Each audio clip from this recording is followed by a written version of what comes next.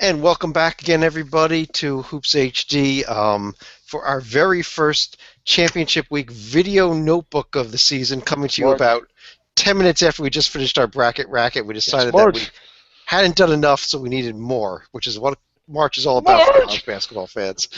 Uh, with us again is David Griggs Woohoo. and Lee Del Vecchio. How we doing? Well, I'm doing great. Anything interesting happened to you guys in the last 10 minutes? I don't know. Right. Yeah, pretty much. Well, for anybody that missed our bracket racket, but what we want to do here, just quickly, we want to talk about in this is our championship week video notebook segment. We are going to be each night reviewing each conference tournament game that occurs and previewing the following day. Since obviously no conference tournament games happen today, we're just going to do a preview, and we have three conferences kicking things off tomorrow night, Tuesday night, and the only conference that has its top seed in action is the Atlantic Sun, which you can see already on Lee's screen there. Our four games: North Florida is going to be hosting Stetson, Gulf Coast is going to be hosting Jacksonville, Upstate is going to be hosting Kennesaw, and Northern Kentucky will be hosting Lipscomb. David, let's start with you. What are your thoughts about this tournament, and who you think is going to win, and can we have any upsets tomorrow? Well, I could see Lipscomb going on to NKU and winning. First of all, congrats to NKU playing in their first ever conference tournament game, hosting their first ever conference tournament game. Still a transitional team. I'm not sure how I feel about this because if they win the tournament, essentially what would happen if they're in the conference championship game, it would be a meaningless game. But for them, I'm glad they get the experience to try and win a conference championship.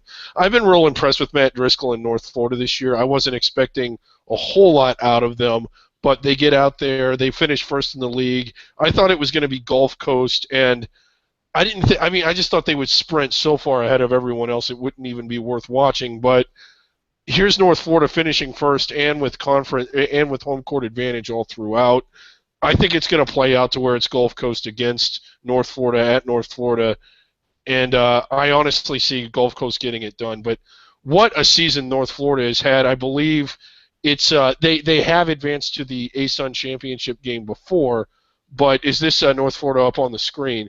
But since they completed, I think since they've been Division One, this is the best year they've ever had in their history. It's their first ever first place finish. Great job by Matt Driscoll this year. Right, and they swept Gulf Coast on the season. That's how they clinched how they won the ASUN tournament. And Lee, David mentioned this. There's this weird thing here with Northern Kentucky, who's not eligible for the NCAA tournament, yet could win the ASUN tournament. And if they do so, whoever they beat in the championship game will be the automatic bid winner. What are your thoughts on that? This is the SWAC rule from last year. ASUN picked it up. What are your thoughts on this? I actually like it.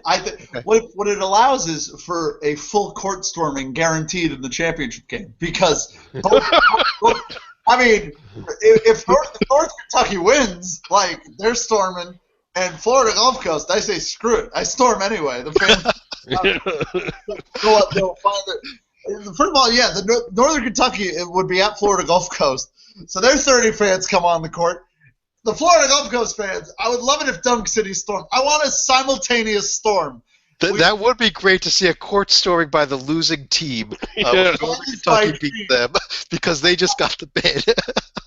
I actually do like it, and first of all, I want to give the ASUN a lot of credit here because they didn't have to do this, and we all know about the upheaval with like the Big Ten and the SEC with conference realignment, but the stuff that only like guys like us three and the folks listening know about are the effects that came down the line to conferences like the Atlantic Sun, and you got to a point where you did a thing like Northern Kentucky. This is a transitional team. This is not a Division I team that they added, and this is a team that has been way better than I think anyone expected. Ever since they've started the transition, they've been very impressive. This year, they were middle of the pack ASUN, which is a tremendous performance for them. I think it's awesome that they get the chance. I think it's cool that the kids, especially because they've had a good year. I would feel less good about it if they were like the 8th seed because what it does is by having them in, instead of North Florida and Gulf Coast just getting buys, it changes everything by having them in the tournament. It makes the bracket easier. It's a straight 1 versus 8 as you see on your screen. But if they weren't in, it's a ballsy move by the Atlantic Sun because it's another game that North Florida and Florida Gulf Coast have to win to get through. Like, I mean, it's unlikely that either of them lose at home. You know, I love the Hatters for their logo, but they're not very good at basketball. I mean, they're really bad. And Jacksonville's not good either. But weird things happen. And so the A-Sun doing this, I mean, this is a huge risk for them because this is inviting them to have a team playing in Dayton. You know, because if it's not North Florida or Florida Gulf Coast, I feel kind of confident in saying that. I don't know what you guys feel about upstate, but I really like North Florida a lot, where you alluded to. We know about the pedigree with Gulf Coast. I think North Florida is a clear cut above this year, as proven by the fact that they went into DeLand and won by pretty comfortably by like 15. But by having Northern Kentucky in this year, it gives those kids a chance to really experience it, especially feel good for the seniors who have been part of being thrown into a much higher level of basketball than what they might have expected to begin with. Yeah. Right. And they play very well. And, hey, they get to host a game. How cool is that? Who's not a fan of it? North Florida, probably not happy with this. It's Florida Gulf Coast, not happy. As I mentioned, they have to play an extra game. Lipscomb, really not happy. They've got to go on the road as opposed to hosting Stetson. They now have to go to Northern Kentucky. Right. Well, if you eliminate Northern Kentucky here, Lipscomb would have ended up hosting Kennesaw. Gulf Coast would have been hosting Stetson. I'm sorry, Upstate would have been hosting Jacksonville. Gulf Coast would have been hosting Stetson. North Florida would have had a bye. Wouldn't they have done 1 and 2 both get byes just to make it easier? Oh, they might have, but I was just assuming a 17 bracket there. I was assuming with a 17 bracket they would. Oh yeah, that would make it 5. You're right. All right, I still maintain that North Florida, Florida Gulf Coast, and Lipscomb are probably not thrilled with the commissioner for the next. They signed off on it. It was the conference had to approve it, and they did. It was the membership that approved this. Yeah, and and I'm sure. Look, they might say it was unanimous. I bet this was contentious. Yeah. I'm really interested by. I don't know if the entire A-Sun, and I know that, Chad, you're going to do your usual awesome job with the streaming guide. If the entire A-Sun is on ESPN3. It is actually ESPN3. Jacksonville became the best team this year to get their full ESPN3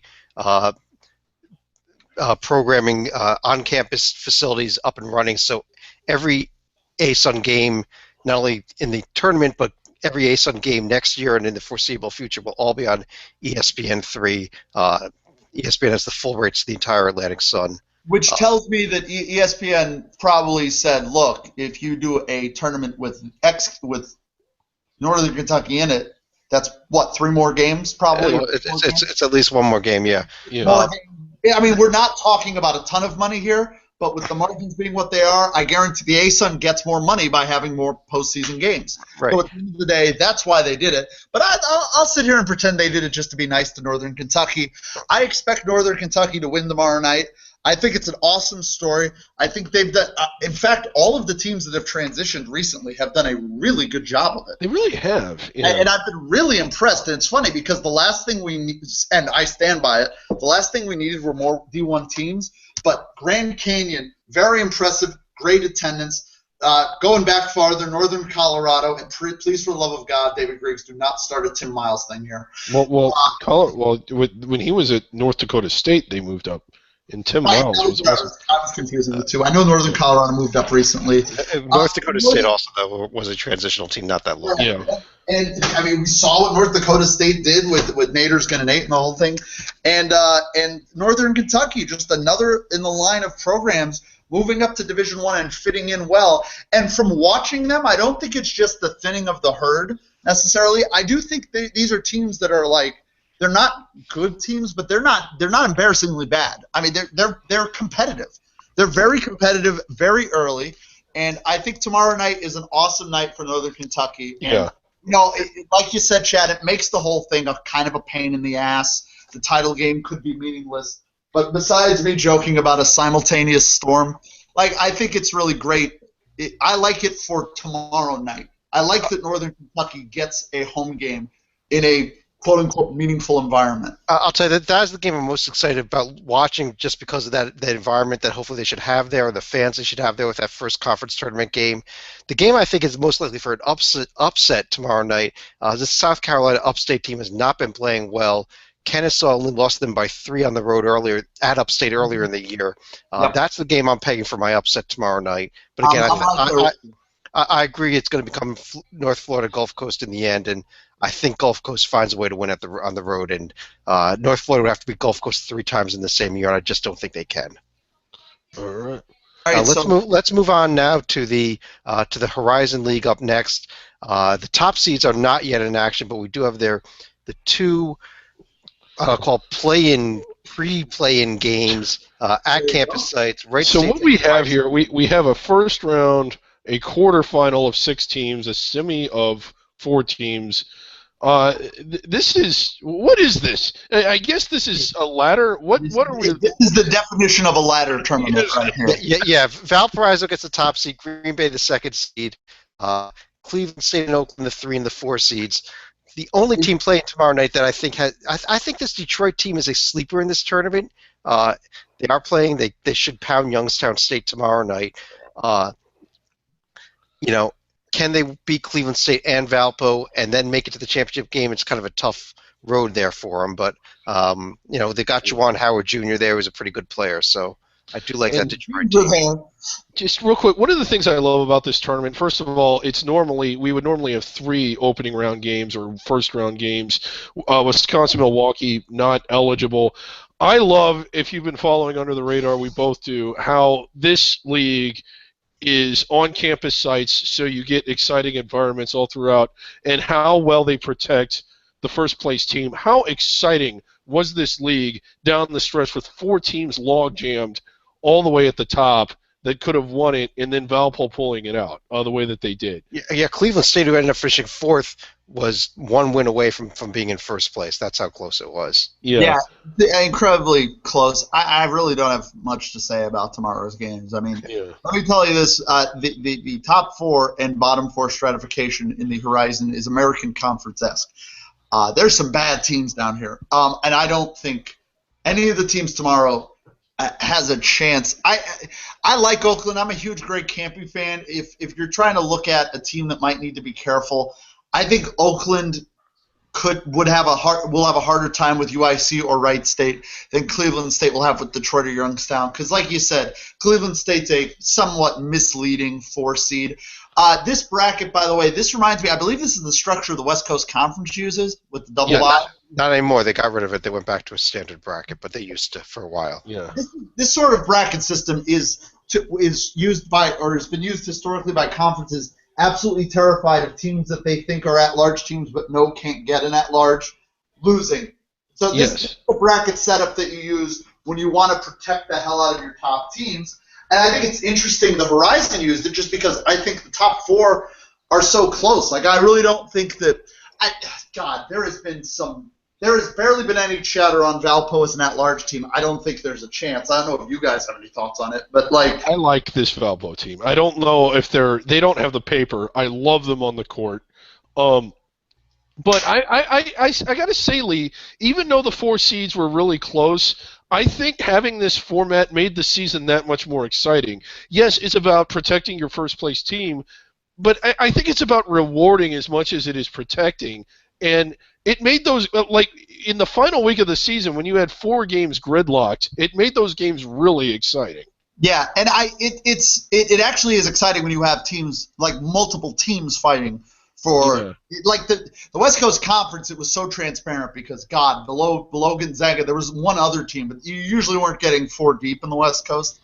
But in the Horizon, you had 4 teams, so you had legit fights for a double bye. I mean, Cleveland State playing that extra game is a huge deal. I mean, I'll tell you the other conference that does the same format that it's going to be crazy in. They're not done yet. Is the Mid-American. They do this format, and you right now have 6 teams that 2 of them are going to have with only needing 2 wins, and one of them is going to end up needing to win 5 games to win that tournament. Yeah, the only difference is that's at a predetermined site. Cleveland. I'm telling you, folks. Don't think that LeBron brought the energy of basketball back to Cleveland. The MAC has been doing it for years. Yeah. What it looks like. The team because we don't know who they are, but this is. I mean, you want to talk about glorious bracket structuring? I mean, there are triple, not double buys, triple buys here in the MAC. It's crazy. Yeah. that's art, damn it. Yeah. And before we move on or you probably want to pick. David mentioned the on-campus atmosphere. It's great. Another thing that I'm a fan of is that the America East tournament, which starts on Wednesday, I believe this might be the second year they've done it. I think it's the first though. America East first year completely on campus, no brainer, smart move. Going to be a lot of exciting atmospheres. Oh my God, I can't wait for tomorrow night. I'm actually going to be discussing University of New Hampshire basketball in a relevant capacity. It's unbelievable. What they've done at New Hampshire this year is an act of God. It's unbelievable the job they've done. Very quickly, I'm picking Valpo to win the Horizon. How about the two of you? Valpo all day long.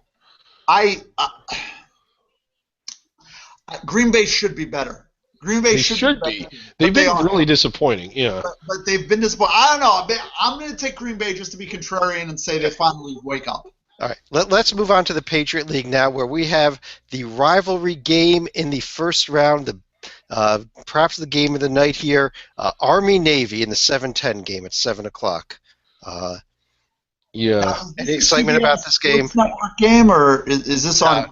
Just it's going to be streamed, and that's it. Patriot League website. Okay. This is, again, on campus all the way. Another conference that does it right. This is an Army team that I, for a minute, thought was going to win this conference, and they still could. I did too. You know. I don't know. This one's going to be fun. And again, I've been around the game. I've been around this level, and when you go into a tournament, into a game like this, you're not really thinking about winning it. You're looking at your seniors and you're looking at your guys, and you're like, let's just play so we can play again tomorrow. And again, you're going to see, as meaningless as the Holy Cross Loyola game or the Army-Navy game may appear to be, you're going to see a lot of fight and a lot of spirit, even though it's the opening round, and even though both teams probably know that they're probably not going to get in. Oh, it's Army-Navy. It will look like a national championship. There is going to be fighting. That game is going to be balls to the wall exciting. I've actually been to Navy's arena before. Navy, this is a team that started off the year very nearly, probably should have beaten Michigan State. Yes. The Navy. Now I know Michigan State's had kind of a weird year, and that was when they were really weird early in the season. But this is a Navy team that's capable of really playing up to the level of competition. They've shown that. And tomorrow night, I know Army looked good earlier in the season, but I mean Navy at home, the atmosphere is going to be unbelievable. Yes, it will. I'm glad you mentioned the atmosphere, Lee. The way this conference works is it isn't sort of like season tickets. The tournament games aren't really true home games. It's 2/3, 1/3. Army is getting 1/3 of the tickets. This is going to be an unbelievable atmosphere tomorrow. Yes, and they will be all cadets. Yeah. Because Army doesn't really have a lot of civilian fans, and they will give them all to cadets. And Navy's entire student body, the way it works in the academies, is there are certain sporting events. Actually, I mean, like all football games and certain basketball and hockey games where, like, it's mandatory attendance. I can assure you that tomorrow night, the entire Naval Academy student body and 1,300 members of the Army or the Military Academy student body will be in the same building at the same time. And holy shit, is that going to be awesome to watch. This is destination television. Well, destination streaming.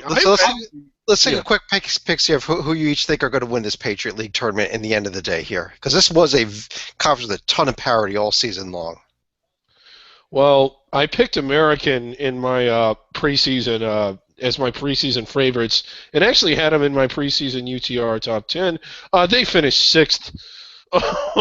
Good pick. This is almost impossible to pick. I guess I got to go with Bucknell just because of where they are and the fact that they have the home court advantage throughout. Right. My pick here, actually, I'm going to go with the 3 seed here, Lehigh. I think they've been playing as good as anybody else in this conference recently, and I do not trust this Colgate team.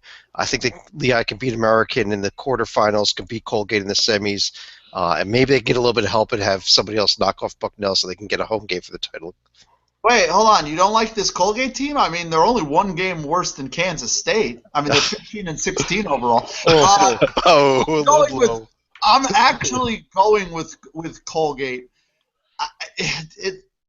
They didn't really do much out of non-conference. I don't know. I'm just trying. Nobody did in this conference. I know. I feel like Colgate.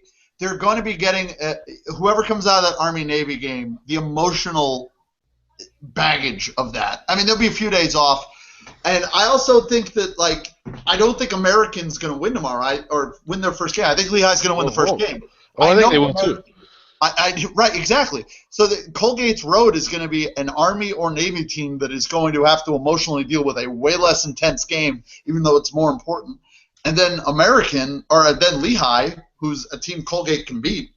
And then, meanwhile, I mean, Bucknell on the other end has a much tougher road. BU is a better team than 5th in this conference.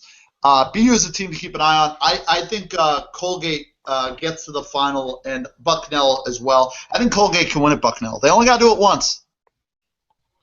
Okay. I'm going with Colgate. Fair enough. All right. Well, those are the games tomorrow. So tomorrow night we'll go back and just review the games that did happen. We'll also preview the games that are coming up on Wednesday. A few more conferences that'll be kicking off in those days. There's a couple more things we want to do here. We want to fill in, David, I know you want to talk about a couple other teams that we did not get to in the Bracket Racket podcast. So let me turn it over to you. Who else did you want to discuss very briefly here? Okay, going down the list, and again, we can only spend a minute. We talked about Dayton a little bit, but maybe a little more on them. And VCU, again, the injury, they're only 4-5 since losing. His name is Deontay Weber. Yeah, since losing Weber. Where are they going? That's one of the things. And then out in the Pac-12, we need to probably at least touch on that. Gonzaga losing over the weekend. We talked about it at the top, but I don't see them getting back up on the one line. In fact, we can probably just leave Gonzaga at that. We already talked about them in BYU. In the other big game, Wichita State, Northern Iowa, I guess let's just start there. Can one or both of these teams end up as protected seeds? I personally, I still like Northern Iowa better than Wichita State despite the loss. I know that they moved above Wichita State in all the polls following the loss, but I think it's really because the pollsters look at what did you do for me yesterday and not what did you do for me all season. Such is the reason why Murray State's in the polls right now, which makes zero sense. Now, is Murray State, I got to ask, again... Before you say that, I just want to say Chad said everything I was going to say about Northern Iowa. I totally agree. Yeah. I like Northern Iowa. I like Northern Iowa too. The one thing that's interesting about them, their paper is weak. We saw Lee's S-curve. We saw what SMU is better than their paper, and we saw what he thought of them. Well, these teams have weak paper, so would it be out of left field if the committee landed them on the 5th, 6th line even though that I think they're 4-seed caliber teams? I don't think so. I can see that happening because at the end of the day, the paper's weak. You know, I mean, don't look at it as their paper being weak. It's going to be the teams that they're going against. If they bump up like a Big 12 team above them, I mean, whoever it is, the Big 12 team, unless it's Kansas State, the paper's going to be really good. Yeah. I see as we sit here right now as Northern Iowa is a 4 and Wichita is a 5. The only way that flips is if Wichita beats Northern Iowa. I mean, these two teams are probably playing each other again next Sunday in the Missouri Valley Championship game, so that could be the tiebreaker there. Right. And at that point, Wichita State takes 2 out of 3. I will have to put them above UNI, but not till then. I'll say this: it's great for the Missouri Valley that they even have this. Remember, with Creighton's departure, there was this fear that, oh God, it's like, are they going to be able to have 2 elite level teams again? And they've shown they can. Yeah, they can. Creighton's fallen apart. And, I mean, I want Northern Iowa, Wichita State 3 so badly, just as a fan. It would be awesome. All right, Lee, we mentioned Murray State. What's your take on the fact that this is now a top 25 team in both polls? My thoughts are that we should take the polls and send them out to sea and not give them any provisions and thank them for their time. And, I'm not saying I don't really believe in a team who has one top 100 win as being Murray State. They only have 2 top 100 losses. They only played 3 games. Okay, I legitimately believe Murray State is a top 50 team, probably a top 40 team. I think they're a 10 or 11 seed caliber team. Their paper is lousy minus their ranking. But they didn't play anybody in the top 100. It's not lousy. It's earned. Look, they played 30 games. 23 of the 30 are bottom 150. I mean, that's horrible. I mean, that's atrocious. Even Notre Dame didn't do that, and God knows they tried. 23 of 30 games against the bottom half of Division One. And part of that's conference, but only part of it. This team did not get out and schedule anybody. You didn't get out and schedule anybody, and the OVC was awful this year, too. On top of that, the next best team is RPI 145 Belmont. Yeah. That's the only team that's in the top half of Division One. Belmont. Like Belmont from 3 years ago. Belmont. No, this is a very. Can I also say, and we said this back in July, it wasn't as if Murray State was unaware that they were going to be this good. They gave themselves no shots to prove themselves. Anyway, yeah, it's weird. I think they really, with the recent history, they really just thought first of all, with the schedule they had, going undefeated was unlikely in the regular season, but it wasn't crazy. No.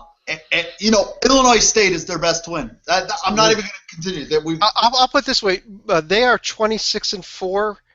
They could have won 2 more games. They could have beaten Portland and Houston, and I still would not consider them a top 25 team. I know, that's the thing. They lost to Houston, and that might be the best team they've played. And they're so bad.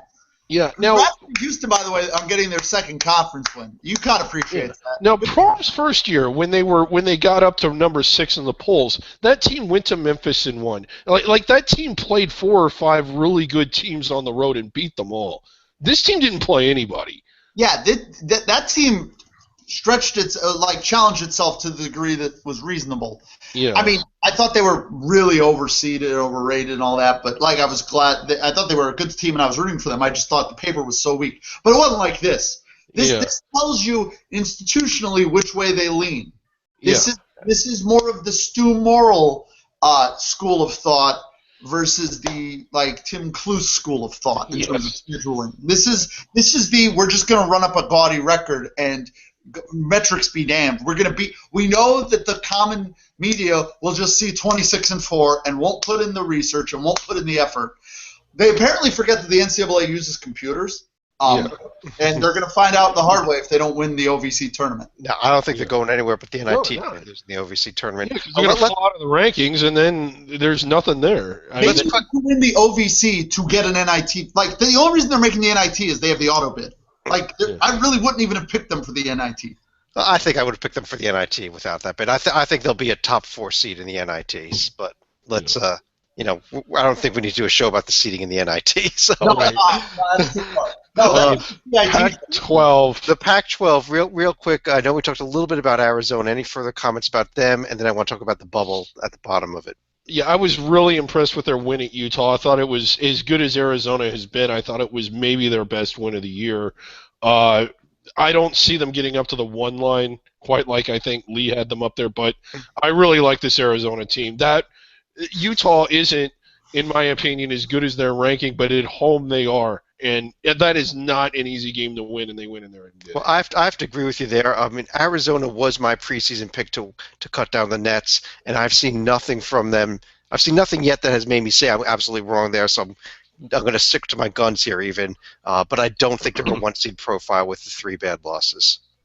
They do have the 3 bad losses. I'm still a big fan of them. I was really impressed with what they did at the Huntsman. Yeah, and we say bad, we mean bad by 1-seed standards. Those really weren't bad. They weren't bad. They're just it's so tough this year. It's really a really impressive crop at the top. It's better than we've had in the last few years. So that makes me feel better about the sport. When everybody does is talk about what's wrong with it. I hate to sound like Mike DeCourcy here, but at least the top level feels really better this year than it has in recent past.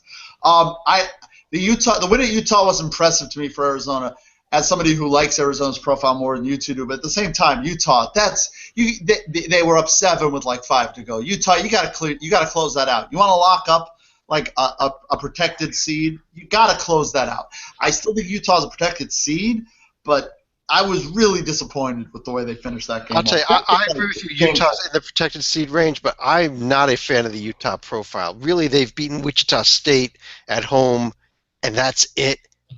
When you really look at it, they just did nothing bad, and they've done most of their work has been in that 51 to 100 range. Yes. But I mean, all the metrics like them, all the numbers like them. Their strength of schedule is good. Their Voters RPI like is them. very good, and that's Yeah. what's going to get them in probably a 4 seed. They're Whereas, funny because they're the same sort of thing happens with Northern Iowa, but it's different because Northern Iowa doesn't play as tough of a schedule overall. yeah, Their Utah's in best- the Pac-12. That's the Right, difference. yeah. Yeah. Utah's best BPI performance was their home win over UCLA, 71-39. Their worst BPI performance was losing by 10 at UCLA. So that sums Utah up to me. Like that sums them up to me. I mean, their worst performance I saw was allowing Arizona to finish on like a 25-8 run at home. Like that was so frustrating to me. Utah, it was there to cement that they're really a contender in that top 25 teams in the sport sort of thing, as a team that can do something. To just fall apart at home like that with a great crowd was just so disappointing to see. But this is also a Utah team that's played 12 games without their full roster. I mean, they've balanced injuries all year, Utah, Yeah, and that's they why have. I think that's part of why the metrics. I mean, I know that's why the BPI likes them, because the BPI values that. And I think that's why a lot of people in the media are aware of the injuries. That's why I like them. 22-6 with the injuries they've had. 12-4 in the Pac-12. I like this Utah team. I don't like them as much as Arizona. I think their schedule was pretty strong. Their schedule's a lot stronger than it's been in the past when they've had really bad teams. Utah's a program that definitely schedules to the team they think they'll have. So that's why I want them to be good. Because when they aren't good, we laugh at them. Okay, let's move on to the bubble here, real Oregon. quick. Oh, I Oregon think, is- in my opinion, Oregon is in. UCLA and Stanford are out right now, but UCLA is probably as close to the borderline as anybody in the Yeah, country. can we kill Stanford? I mean, since We they're probably trying to kill really themselves, should. can we just put them on pull the life support plug and just be done with it? And you know, in the last podcast, you asked me big wins over the weekend. I think Oregon's win at Stanford was as big as anybody else on the bubble this weekend. Yeah, I actually had UCLA and Stanford both on the bubble, both in my last 4 in. Yes, because you were on crack. Stanford, As evidenced by the previous podcast. That was as of yesterday. I am fully confident that Stanford is going to lose a game remaining to knock themselves out. That's how I feel about Stanford. Well, Stanford's remaining schedule is at the Arizona school. So first they got to go up against the Current of Destruction on they're going to lose both of those. So they're Thursday, and then at Arizona. So yeah. I mean, actually, no. Here's what they're going to do. They're going to lose at Arizona State, and they're going to win at Arizona. And I don't want to have just to annoy me. That's the only motivation they will have. This Oregon team. I've been impressed. It's tough because I really don't like rooting for them for non-basketball reasons. Like, I think Dana Altman is really been pretty disgraceful. What's going on with that program? It's really disgraceful stuff. And I don't need John Rothstein to tweet about what the adversity they overcame. What, you mean players being academically ineligible and being accused of sexual assault? That's not adversity, okay? Adversity is losing a player due to an injury. Adversity is having an unbalanced schedule affect you. It's not adversity when you're committing things. Adversity is like when your family gets thrown out of their house. Yeah. Please, let's not talk about Oregon. Like, they've overcome things that are their own fault. serious, serious problems. Like Donnie Tyndall and Dana Altman might both get fired for things that have nothing to do with basketball in the next couple of weeks. But this Oregon team, I've been impressed. I thought this year was going to be a complete disaster for them for the reasons we mentioned. They had a million things off the court that were completely their own fault. Somehow they found a way to ignore them and play pretty good basketball. And you know what? I think that they're going to have a hard time getting it. I actually like their profile the least of these 3 teams, but I think they're the least that I trust them more than Stanford. Like, they're at least consistent. Stanford, God only knows. Like, once you get Stanford out, they're consistently bad. Stanford. No, but they can be hot and cold. Like Oregon, you know what you're getting with Oregon, and I just don't think they're going to have enough at the end of the day on the resume Oregon to get in. Okay. Well, let's quickly go over to the Atlantic 10 here. We're almost out of time. And David, you mentioned this VCU. We also had a little bit of talk earlier about Archie Miller and the incredible job he's done at Dayton. Amazing. Yeah, VCU again. It's just they're not, they haven't been at full strength, and I believe they're only 4-5 since then.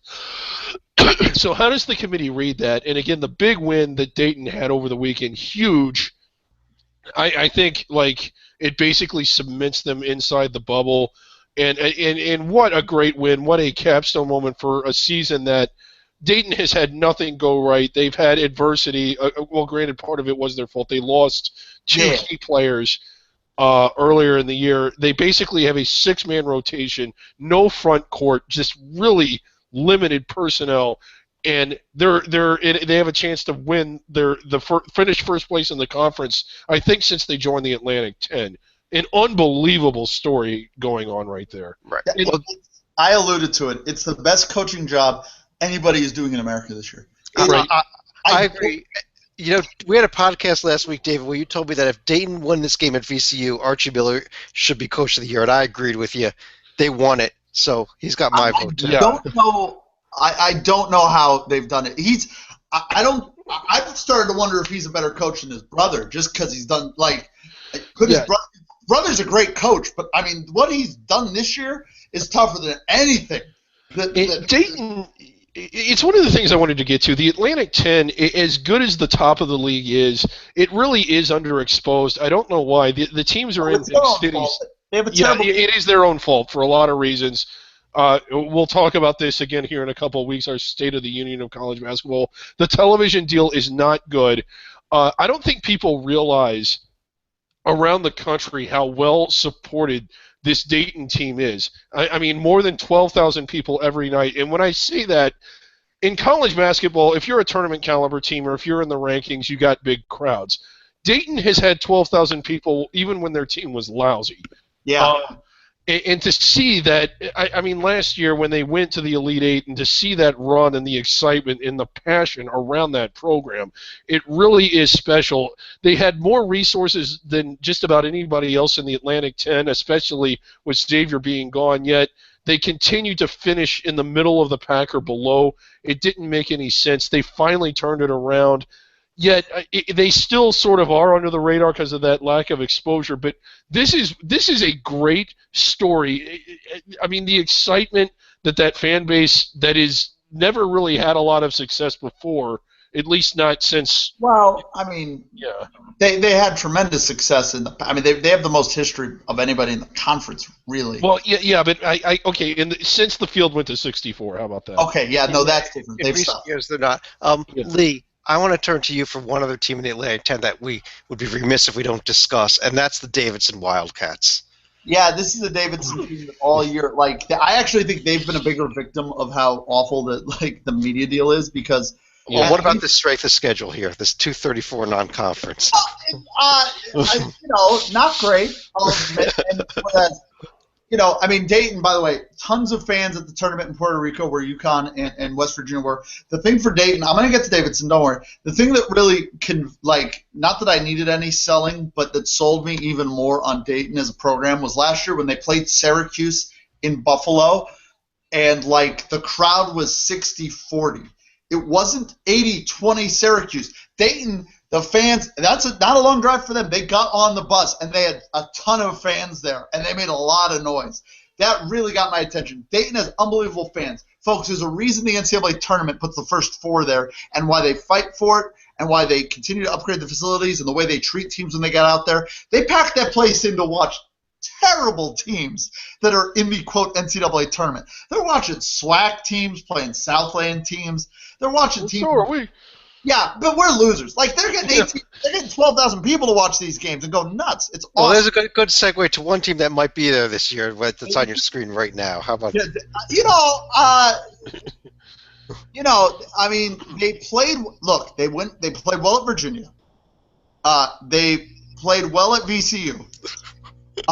So we're arguing losses. They won by 17. Now, they did beat Dayton by 17. That's the most impressive win, perhaps. I mean, Dave, you'd know this. Has anybody beaten Dayton that badly this year? No. UConn didn't. I mean, not that they're great shakes. And this is a Davidson team that's finished the season very strong. They've won their last 7, including a sweep of a good George Washington team, a win at Rhode Island, which is really tough to do.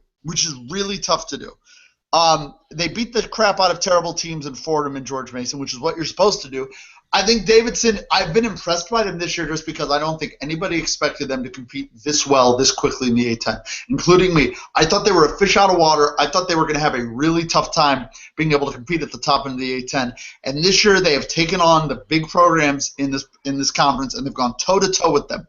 Their overall profile still sucks.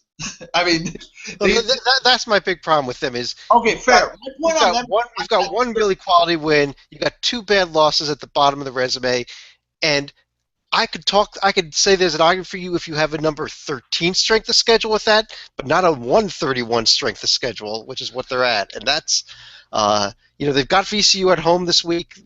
They pick up that win is a different story, maybe. Well, wait. If they pick up that win, would they win the A-10 outright? They're in a 3-way tie right now, so they could still end up tied because VCU's not part of that tie. I feel like my last thought is I agree with you. I have questions about them, but if they win the A-10 regular season, I think they're getting in. David? Oh yeah, I think they're getting in if they win the A-10 regular season. What if they don't? It's going to be close. What if they lose this VCU game, win their last game, win a couple in the A-10? I think that's enough. I mean, it depends on everything else that works out, but I think that would be enough to get them in. Well, I think the key for them is that in the A-10 play, they have the blowout over Dayton, and they've beaten the good teams. Like they didn't challenge themselves out of conference. I don't dispute that. I mean, it's weird saying that they played at Virginia, and they played at North Carolina, but the other end of the spectrum. I mean, there's no middle with they're out of conference. It's like they also played Stetson. It's like you gotta have. Can you meet in the middle? That's what really did them in. Is they aimed really really high, and they also scheduled Stetson and Charlotte. The back end of them is dragging them down because they weren't going to beat North Carolina or win at Virginia. So at that point, you're really only going to screw yourself by scheduling these bottom 50. Now, if Davidson loses this game to VCU this week, and if coming up tomorrow Tuesday night here. Rhode Island's at Dayton. Rhode Island picks up that win, beats St. Joe's over the weekend. Rhode Island wins the A-10 outright. What the hell do you do with them? Well, I think what is Rhode Island profile all year. This is a team that has played below what their talent level is. What do I do with them? I don't think they're in at that point. No, they're not. And again, I think you just use the non-balanced schedule as an excuse, the way the Pac-12 did when Washington won it. And they're not in, even if they finish first outright. I mean, this is a Rhode Island team that should have played better than they have. They're not in it. It's their own fault. You can't lose to Georgia Tech this year if you really want to do something at large. The Providence game, I mean, God, Brown won there. So, I mean, and since then, a close loss at UMass, you got to get that game. The close loss at St. Joe's, you got to get that game. Look at the margin of loss for them is the one thing I would say. I know we know that doesn't factor, but their last 4 losses have been by a total of